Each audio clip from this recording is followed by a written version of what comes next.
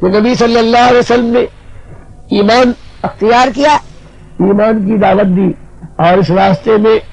پوری زندگی لگا دی، ہجرت کی، اپنا سر اور اپنے بدن کو زخمی کروایا، اپنے پیاروں کو اپنی آنکھوں کے سامنے خون میں لت پت شہید ہوتے ہوئے دیکھا اور دم نہ مارا۔ تو پہلی چیز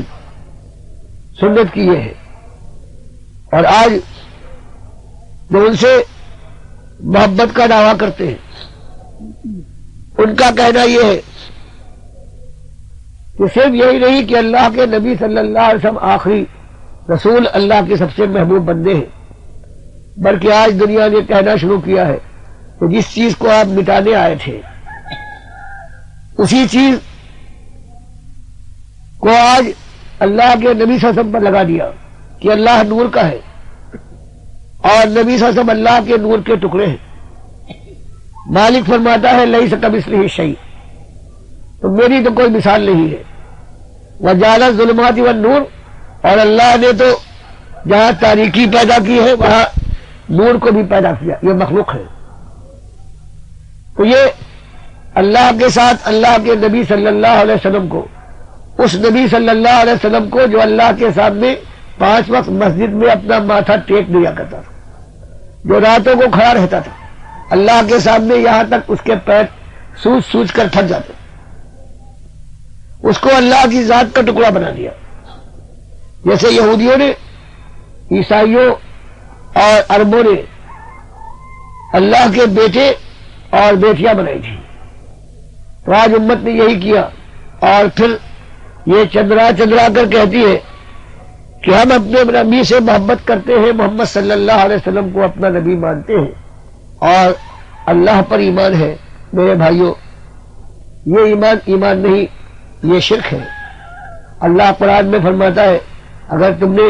میرے بیٹے اور بیٹیاں بنائی ہیں تو ایسا تم نے جرم کیا ہے کہ آسمان تم پر پھٹ پڑے، زمین تمہیں لے کر شک ہونے کے بعد اپنے اندر تم کو دفن کر لے، اور پہاڑ ریزہ ریزہ ہو کر ٹوٹ پڑے، تو یہ بعید نہیں ہے۔ اسی طرح سے اللہ کے نبی صلی اللہ علیہ وسلم نے اعلان کیا کہ مجھے علم نہیں ہے، کوئی نہیں جانتا علم غیب تو اللہ کا ہے، اور کہا کہہ دیجیے قل لا یعلم من فی السماوات والارض الغیب الا اللہ وما یشعرون ایان یبعثون، کہ چھپی ہوئی بات کو سوائے اللہ کے کوئی نہیں جانتا، اور رہے یہ مردے جن کو پکارتے ہو ان کو تو اپنی خبر نہیں ہے کہ قبروں سے کب زندہ کر کے اللہ ان کو قیامت کے دن اٹھائے گا۔ فرمایا کہ اعلان کر دیے لو کنت عالم الغیب لاستکثرت من الخیر وما مسنی السوء، کہ میرا حال بھی یہی ہے کہ اگر میں چھپی ہوئی کل کی بات کو جانتا تو بس نفع فائدہ ہی فائدہ، خیر ہی خیر جمع کرتا، اور مجھے کوئی مشکل پیش نہ آتی، کوئی تکلیف نہ پہنچتی۔ حالانکہ لوگ مجھے دھوکہ دیتے ہیں، میرے 70 صحابہ کو لے جاتے ہیں اور شہید کروا دیتے ہیں۔ کتنی باتیں ہیں جو میرے سامنے آتی اور کوئی نہیں جاتا، دیکھ لو فرشتوں کے سامنے جن کو اربوں تم پوچھتے ہو۔ جب انہوں نے یہ کہا کہ مالک ہم تیری حمد و ثنا تقدیس اور تحمید کے لیے موجود ہے، یہ انسان کہیں اس زمین میں خون نہ بہائے، تو اللہ نے کہا اچھا تمہارے علم کا ایسی بڑی بات کہتے ہو، تو اللہ نے کچھ چیزیں لانے کے بعد ان کے سامنے رکھ دی اور کہا بتاؤ ان کے نام کیا ہے؟ قالوا لا علم لنا الا ما علمتنا، کہ مالک جتنی تو نے تعلیم ہمیں دے دی وہ تو ہمارے پاس ہے، لیکن ان چیزوں کا نام ہمیں معلوم نہیں۔ فرمایا جن کا عالم یہ ہو اپنے سامنے چیزیں رکھے ہوئے پاتے ہیں اور نام تک نہیں جانتے، ان کو تم پکارتے ہو کہ یا منات بابا اغثنی، ہماری فریاد رسی کرو، یا لات ہمارے غوث بن جاؤ۔ فرمایا ابراہیم علیہ السلام کے پاس فرشتے آئے ہیں انسانوں کی شکل میں. وہ مہمان سمجھے گھر سے کھانا لا کر پیش کیا، اور جب انہوں نے کھانے کے لیے ہاتھ نہیں بڑھایا تو خوف کھائے اور چہرے کا رنگ بدل گیا. فرشتے جو انسانی شکل میں تھے یہ پہچان گئے کہ ہمارے یہ رسول پہچان نہیں پائے ہیں کہ ہم فرشتے ہیں، کھائیں گے نہیں. اس لیے انہوں نے کہا آپ خوف میں کھائیے، ہم اللہ کے فرشتے ہیں، ہم کھانا نہیں کھاتے. تو اس ایک واقعے سے اللہ نے بتایا کہ دیکھو پیغمبروں کو پکارنے والوں، پیغمبر کے سامنے فرشتے انسانی شکل میں آتے ہیں اور فرشتے پہچان نہیں پاتے کہ یہ کھانا لینے گئے ہیں، انہیں روک دیتے. خود وہ نہیں پہچان پاتے کہ یہ فرشتے ہیں، ورنہ کھانے کا انتظام نہ کرتے. اندر جو ان کی اہلیہ ہے، جو اتنی بڑی ولیہ ہے حضرت سارہ، ان کو اگر خبر ہوتی تو کہتے کہ آپ کیوں پریشان ہو رہے ہیں، یہ فرشتے آئے ہوئے ہیں، یہ کھانا نہیں کھائیں گے. تو مالک نے بتایا سامنے چیز موجود ہے لیکن عالم الغیب یہ بھی نہیں ہے. ایک پیغمبر کو 100 سال کے بعد جو موت کی کیفیت میں ہم ڈالنے کے بعد اس سے پوچھتے ہیں کب لبثتا، کہ میرے پیغمبر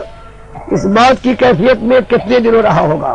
وہ جواب دیتا ہے لبثت یومن او بعض یوم، مالک ایک دن یا ایک دن سے بھی کم. تو فرمایا جو اس طرح سے موت والا ہے وہ کیا تمہاری خبریں معلوم کرے گا، تمہاری پکاروں کو، تمہاری نظر و نیاز کو، تمہارے چڑھاوے کو، تمہاری بندگی کو کیا سنے گا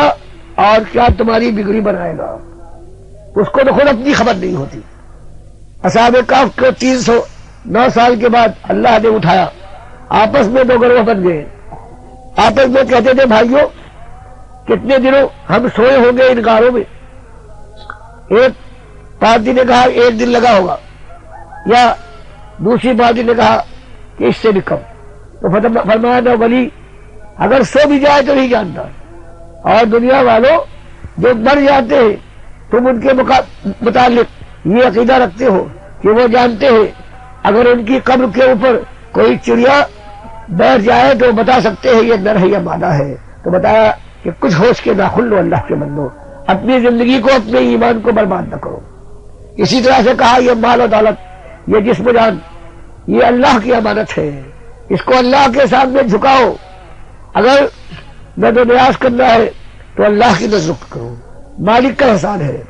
کسی اور کی نظر کرو گے تو یہ مال میں شرک ہے. اللہ کے سامنے جھکو.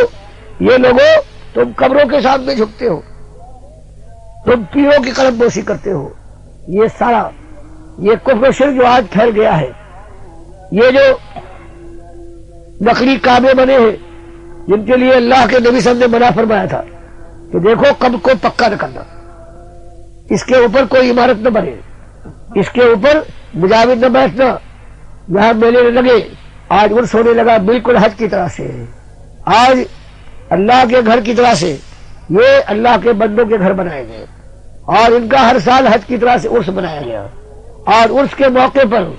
یہ اللہ کے بندے جو اپنے کو مسلمان کہتے ہیں، انہوں نے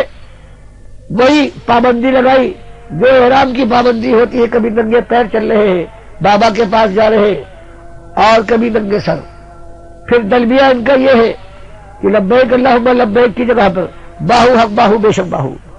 پھر پہنچنے کے بعد حجر اسود کو اللہ کے نبی صلی اللہ علیہ وسلم نے ہاتھ بھی لگایا ہے، چوما بھی ہے، اور ایک سنت بنائی ہے کہ اس کے بعد اس طریقے سے طواف کعبہ کرو. عمر رضی اللہ تعالیٰ عنہ نے اپنے زمانے میں لوگوں کو مخاطب کر کے کہا کہ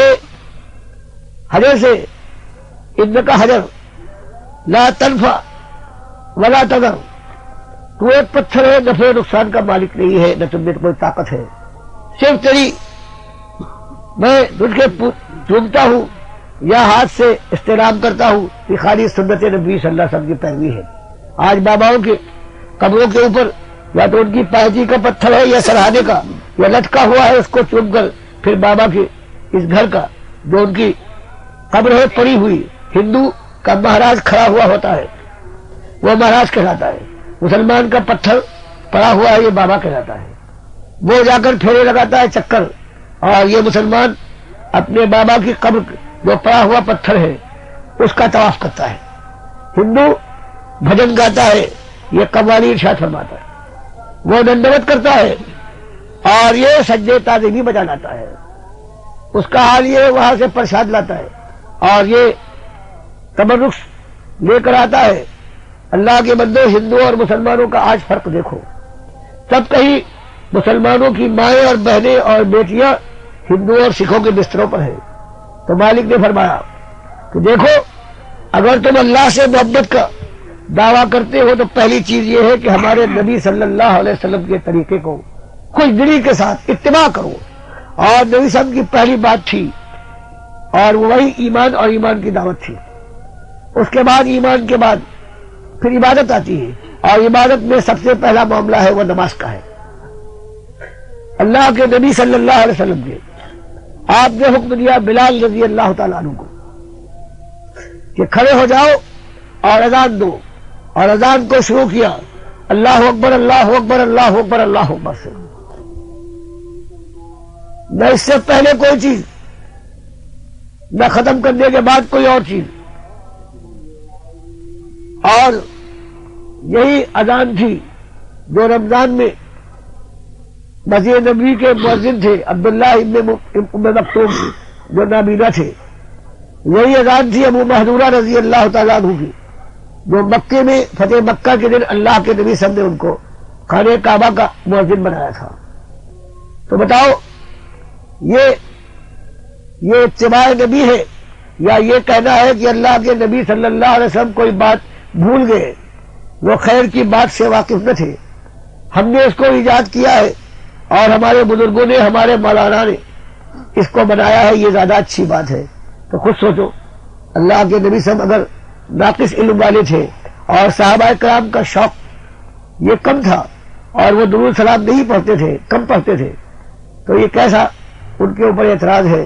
اپنے ایمان کی خیر بنائے، خیر بنانے والے لوگ کہتے ہیں آخر اس میں حرج کیا ہے، اچھی بات ہے۔ تو سنو، ترمذی کی روایت ہے عبداللہ ابن عمر رضی اللہ تعالیٰ عنہ کے پاس ایک صاحب بیٹھے ہیں، ان کو چھینک آئی، انہوں نے کہا الحمدللہ والسلام علی رسول اللہ، کہ الحمدللہ اور سلام ہو محمد صلی اللہ علیہ وسلم پر۔ عبداللہ ابن عمر رضی اللہ تعالیٰ عنہ کو غصہ آیا اور کہا کہ اس کے آگے اور بھی کہے کہ اللہ ابی کا و امی کا، یہ بھی کہے کہ میری ماں اور باپ پر بھی سلام۔ تو وہ گھبرا گئے اور کہا کہ شیخ مجھ سے غلطی کیا ہوئی؟ انہوں نے کہا کہ ہم اللہ کے نبی صلی اللہ علیہ وسلم کے زمانے میں اگر چھینک آ جائے تو ہمیں بتایا گیا تھا کہ الحمدللہ کہو، ہم کہتے تھے، باقی سلام جو موقع ہے نمازوں کے اندر اور جتنے مواقع ہیں وہاں ہم اللہ کے نبی سب پر بھی سلامتی کی دعائیں کرتے تھے، سلام بھیجتے تھے۔ تو تمہاری جو چیز اللہ کے نبی سب نے نہیں بتائی ہے جہاں پر، وہاں تم نے اسے رکھا ہے، تم بدعتی ہو اگر نہ سمجھ ہو، اگر اس کو اچھا کہتے ہو تو کافر ہو، کیونکہ اللہ کے نبی سب کو تم اپنے سے کم سمجھتے ہو۔ تو اسی طرح سے اللہ کے نبی صاحب کو یہ معاملہ ہے کہ عید اور بقرعید میں نمازیں ہوتی ہیں، لیکن آپ نے اس کے اندر نہ اذان دلوائی ہے اور نہ تکبیر۔ تو آج اگر کوئی اذان دلوائے اور تکبیر پڑھائے تو آپ کہیں گے کہ یہ بدعتی ہے۔ پوچھا جائے کیوں؟ یہی جواب ملے گا کہ اللہ کے نبی صلی اللہ علیہ وسلم نے عید اور بقرعید کی نہ اذان دلوائی ہے اور نہ تکبیر۔ تو جب یہ آپ کہتے ہیں تو یہی چیز یہاں پہ رکھ کر سوچیے، غور کیجیے کہ جب اللہ کے نبی صلی اللہ علیہ وسلم نے اذان کے اندر جو آج ہو رہا ہے اس کا حکم نہیں دیا، آج جو کر رہے ہیں وہ بدعتی اور گنہگار ہیں،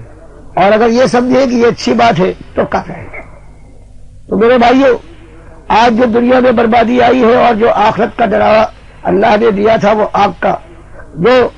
سیلاب ہوگا، جو دریا امدے گا، جس کے لیے مالک فرماتا ہے کہ انا اعتدنا للظالمین نارا احاط بہم سرادقها،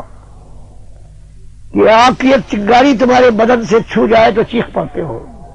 لیکن اگر تم نے یہ عمل کیا، یہ کفر و شرک، یہ بدعت، تو اس کے بعد یہ آگ ایسی ہے چادروں اور کناتوں کی طرح سے تمہیں گھیر لیں گی، اور تمہارا کلیجہ جب جل اٹھے گا اور فریاد کرو گے کئی یہ سگیسو یغاثو بماء کالمہل، تو فریاد رسی ہوگی ایسے پانی سے جیسے تانبے کو گرم کرو، اتنا ابالو کہ رقیق بننے کے بعد وہ ابلنے لگے، وہ پلایا جائے گا، یشفی الوجوہ، چہروں کو بھون ڈالے گا، بیس الشراب والساعۃ مرتفقہ، کیسا یہ برا مشروب ہے، والساعۃ مرتفقہ، اور کیسا برا ہے یہ پذیرائی کا انداز۔ اللہ کے بندو ڈرو، بہرحال مرنا ہے، اور مرنے کے بعد یہ آگ ایسی چیز ہے کہ اس سے بچاؤ اپنی جان کو، اپنے بال بچوں کو۔ تو میرے بھائیوں غور کرو کہ دیکھو ساری چیزیں ہم نے ہندوؤں سے لے لی ہیں، ان کے ساتھ رہے ہیں۔ ہندوؤں کے یہاں دیکھتے ہو کہ دیوالی ہوتی ہے، چراغاں کرتے ہو، ہم اپنے بھی وہ جھوٹی روایتوں سے جو رافضیوں اور شیعوں کی بنائی ہوئی ہے، جس کو شب برات کہتے ہیں، یعنی ہم صحابہ کے ایمان سے، جن کو وہ کہتے ہیں سوائے 3 کے سارے مرتد ہو گئے تھے۔ تو شب برات نہیں خوشی کی، بلکہ شب برات کہتے ہیں کہ صحابہ سے اور دین حق سے ہمارا اعلان برات ہے۔ جھوٹی روایتیں بنائی ہیں انہوں نے، ایک روایت بھی نہیں ہے۔ اور اس طرح سے دیوالی انہوں نے بنائی ہے، چراغا ہوتا ہے، آج مسلمان بھی پٹاخے چھوڑتا ہے اور چراغا کرتا ہے۔ اسی طرح سے عاشورہ بنایا گیا ہے، عاشورہ کے معنی 10 دن کے ہیں، اور ہندوؤں میں دشہرا ہوتا تھا، ہندوستان سے آئے ہوئے یا پرانے لوگ جو بوڑھے ہیں یا ہندوؤں کا انہوں نے حال دیکھا تھا کہ وہاں انہوں نے رام اور راون 2 کو بنایا تھا۔ آج مسلمانوں نے ان کی نقل میں رام اور راون بنایا ہے۔ رام انہوں نے بنایا ہے حسین رضی اللہ تعالیٰ عنہ کو، اور راون بنایا ہے اللہ کے اس بندے کو جس کے لیے محمد صلی اللہ علیہ وسلم نے خوشخبری سنائی تھی بخاری کی حدیث میں کہ وہ بخشا بخشایا اور بخشا بخشاؤں کے سردار ہے۔ نبی صلی اللہ علیہ وسلم نے فرمایا اول جیش من امتی کہ سب سے پہلا لشکر میری امت کا یغزون مدینہ قیصر، جو قیصر کے دار حکومت کے اوپر حملہ آور ہوگا، وہ بخشا بخشایا ہے سارا لشکر۔ اور بخاری لائے کہ صرف یہ یزید ابن معاویہ رحمت اللہ علیہ یہ صرف بخشے بخشائے نہیں ہے، بلکہ یہ سالار اعلیٰ تھے، بخشے بخشاؤں کے سردار تھے۔ میرے بھائیوں، اللہ کے نبی صلی اللہ علیہ وسلم کی بات جو آتی ہے یہ نجومی کی بات نہیں ہے، یہ رسول صلی اللہ علیہ وسلم کی بات ہے۔ اللہ فرماتا ہے یہ ہمارے حکم اور ہمارے وحی سے کوئی بات بتاتا ہے، تو اللہ نے تو یزید رحمت اللہ علیہ کو اپنے نبی صاحب کی زبان سے بخشے بخشاؤں کا سردار بنایا، اور آج ان کے اوپر گالیاں پڑتی ہیں۔ آج یہ 10 تاریخ وہی رام اور راون کا کھیل کھیلا جاتا ہے۔ بتاؤ اللہ کے نبی صاحب کا یہ انکار نہیں ہے، اور شوق سے اس کو مانتے ہو، اور پھر اس کے بعد حسن حسین کا شربت یہ نظر غیر اللہ ہے، اس کا پینا حرام، اس کا بنانے والا مشرک۔ 4 جگہ قرآن میں بیان کیا گیا ہے کہ غیر اللہ کی نظر نیاز کا کھانا ہے، یہ سور کے گوشت سے زیادہ نجس اور حرام ہے۔ میرے بھائیوں، ملو سلوا سمجھ کر، شیر مادر سمجھ کر آج یہ امت سارا کفر، شرک اور یہ سب کچھ کر رہی ہے۔ اللہ باز آ جاؤ، اپنی جوانی پر رحم کرو، اپنے بال بچوں پر ترس کھاؤ، یہ تمہاری جان ہے، اس کو بھی سردی اور گرمی سے بچاتے ہو، اور اسی طرح سے اپنے بچوں کے لیے اپنے خون کو پسینہ بہا دیتے ہو کر کے بہا دیتے ہو۔ میرے قوم کے لوگوں، پلٹو توبہ کرو، اور اللہ کو اکیلا ماننے کے بعد اللہ کے نبی صلی اللہ علیہ وسلم کو اپنا رہنما، اپنی آنکھوں کا تارا بناؤ، اولیاء اللہ کو سر کا تاج بناؤ، جو انہوں نے کیا ہے وہ کرو۔ اللہ کو انہوں نے ایک مانا، دعوت دی، چوٹیں لگی، میدان میں اترے، یہ کام کرو، لیکن ان کو پکارنا، ان کو اللہ کے نام دینا کہ یہ مشکل کشا ہے، یہ دستگیر ہے، یہ ان کے ساتھ دشمنی ہے۔ مالک فرماتا ہے آج تم میرے اولیاء اور انبیاء کے ساتھ دشمنی کر لو، ان کو خبر نہیں ہے، لیکن ایک دن آنے والا ہے کہ وَمَنْ أَضَلُّ مِمَّن يَدْعُو مِن دُونِ اللَّهِ مَن لَّا يَسْتَجِيبُ لَهُ إِلَىٰ يَوْمِ الْقِيَامَةِ وَهُمْ عَن دُعَائِهِمْ غَافِلُونَ۔ آج یا رسول کے نعرے لگا لو، آج ہندوؤں کی جنم اشٹمی کی طرح سے میلاد النبی بنا لو۔ اللہ کے بندو دیکھو میلاد کا جو تم نے یہ تیسری عید نکالی ہے اللہ اس کے رسول صلی اللہ علیہ وسلم نے، تو عید الفطر اور عید الاضحیٰ دو عیدیں مقرر کی، اور دن منانے ولادت کا دن منانے کے اوپر عمر بن خطاب رضی اللہ تعالیٰ عنہ نے ایسی ناراضگی کا اظہار کیا ہے کہ ابو موسیٰ اشعری رضی اللہ تعالیٰ عنہ کوفے کے گورنر ہیں، وہ اپنی پریشانی عمر بن خطاب رضی اللہ تعالیٰ عنہ کے پاس لکھ کر بھیجتے ہیں کہ ہم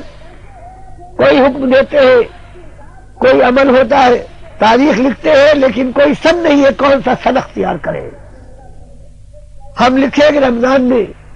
ایسا ہوا تھا، کتنے سال پہلے ہوا ہے، یہ تب تک کوئی سن نہ ہو تو ہم کیسے بنائیں؟ حضرت عمر نے کہا بالکل صحیح کہتے ہیں، اپنی شورا کو جمع کیا اور ان سے دریافت کیا کہ اس میں رائے دو کہ سن ہونا چاہیے، تو سب نے مختلف رائے دی۔ ایک صاحب نے رائے دی کہ حضرت عیسیٰ کی پیدائش سے جیسے سن منایا گیا ہے عیسوی، اگر ایسے ہی آپ نبی صاحب کی پیدائش سے ولادت سے آپ مولود سے سن مقرر کریں۔ یہ سننے کے بعد جوش میں آ کر کہ لوگوں اب تم مجھے یہ مشورہ دیتے ہو کہ میں یہودیوں اور عیسائیوں کی روش کو اختیار کروں، ہرگز یہ کام نہ کروں گا، اس لیے میرا فیصلہ ہے کہ یہ ہجرت کے کو میں سن کی ابتدا بناؤں گا۔ تو وہ اللہ کا بندہ جس نے اللہ کے لیے اپنی جان لگا دی، اس کا انداز دیکھو۔ اور آج ہندوؤں کی طرح سے جنماشٹمی بھی منائی جاتی ہے، اگر یہ اچھا کام ہوتا تو صحابہ ابوبکر صدیق رضی اللہ تعالیٰ عنہ کرتے، حضرت عمر کرتے، عثمان رضی اللہ تعالیٰ عنہ، سارے صحابہ کرتے۔ یہ تو 600 برس کے بعد اربل کا بادشاہ ہے، مشرک اور کافر، اس نے یہ ایجاد کیا ہے 600 برس کے بعد اربل میں، اور اس کو پھر امت نے قبول کر لیا۔ جب ایمان ختم ہو گیا تو یہی تماشے ہیں، یہی ناچ و رنگ ہے، یہی ڈھول ہے، اور اسی کے اندر یہ نظر نیاز کی جاتی ہے اللہ کے نبی صلی اللہ علیہ وسلم کی، اور جلوس نکلتا ہے۔ اور اسی طرح سے جیسے ہندو نکالتے ہیں یا محرم کے جلوس نکلتے ہیں، وہی انداز ہوتا ہے کہ ماں اور بہنیں آپس میں نکلنے کے بعد مردوں کے ساتھ گٹمٹ ہوتی ہے، اور اس طرح سے ایمان کے ساتھ ساتھ یہ آبرو بھی برباد ہو جاتی ہے۔ میرے بھائیوں، اللہ تمہیں توفیق دے، پروردگار مرنے سے پہلے توبہ کر کے اور صحیح طریقے پر پرتنے کی توفیق دے، اور ان مولویوں اور پیروں سے جنہوں نے اپنے پیٹ کے لیے امت کو برباد کیا ہے، اللہ نے فرمایا یہ تمہارا مال کھائیں گے اور شیطان کے راستے پر ڈال دیں گے، ان سے ہوشیار ہو جاؤ، ان سے درخواست کرو، ان سے کہو کہ اللہ ہمارا مال کھاتے ہو اور نہ کھانا چاہیے، تو کم سے کم یہ تو کرو ہم کو جہنم کی آگ کی طرف نہ دھکیلو۔ تو یہ کام کرنے کے لائق ہے، اللہ سب کا مالک ہے، اور ایک دن اس کی بارگاہ میں پہنچنے کے بعد فیصلہ ہو جائے گا، اور آگ کی بجائے اگر جنت کا فیصلہ ہو تو یہی حق میں بہتر ہے۔ اللہ مجھ کو بھی جہنم کی آگ سے بچائے اور سارے سننے والوں کو آتش دوزخ سے محفوظ رکھے۔ اقول قولی ھذا واستغفر اللہ لی ولکم ولسائر المؤمنین۔ آپ معلوم کرنا چاہتے ہیں تو میری کتاب ہے جس میں بخاری، مسلم اور قرآن کے حوالے سے ثابت کیا گیا ہے کہ عذاب قبر یقینی ہے، لیکن اس دنیاوی قبر میں نہیں بلکہ برزخ میں ہے اور قیامت تک ہوتا رہے گا۔ یہ کتاب مل جائے گی یہاں پر اس مسجد سے، آپ حاصل کرنا چاہے عذاب قبر کے نام سے، جہاں اور کتابیں ملے گی وہاں یہ بھی، اور بغیر کسی قیمت وصول کیے ہوئے۔